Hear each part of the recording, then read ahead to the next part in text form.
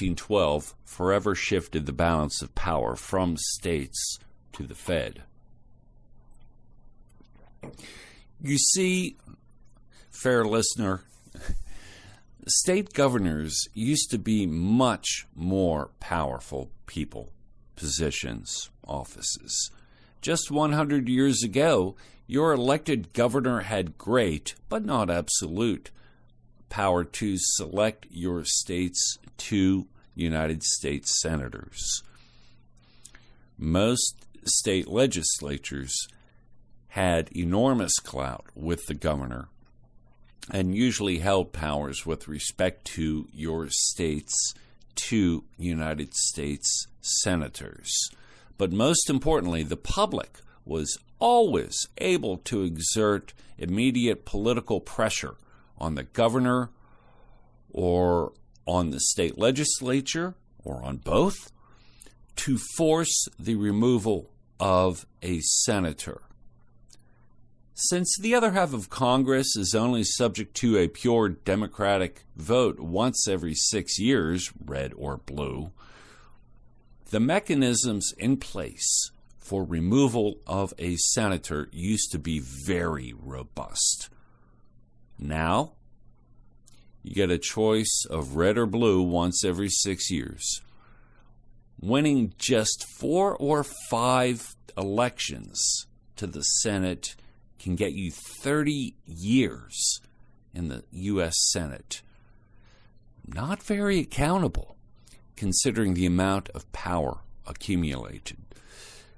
With the 17th Amendment, our federal legislative branch took a hard nosedive into democracy, away from being a republic.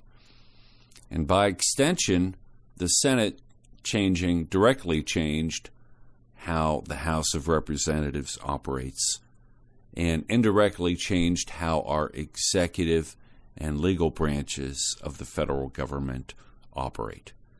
Power taken from your governor, your state legislature, and every voter in your state, including you.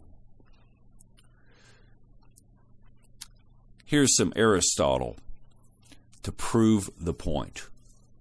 Republics decline into democracies, and democracies degenerate into despotisms.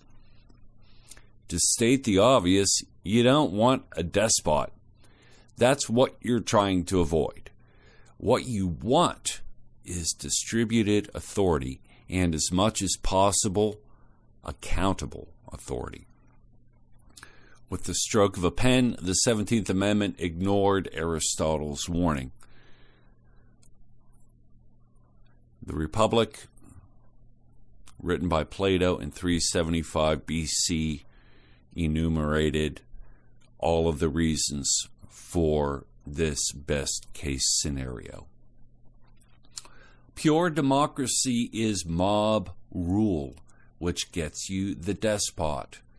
As for the balance of power between the Fed and the states, the good news is that the elaborate gyroscopic balancers we have at all levels of authority is still somehow within tolerance. And we're still the best game in town. But to aid with external threats, we should really get this Constitution into the shop and remove that crappy aftermarket garbage that is the 17th Amendment. Thanks, Adam. Thank you to all the listeners. Talk to you next time. Bye.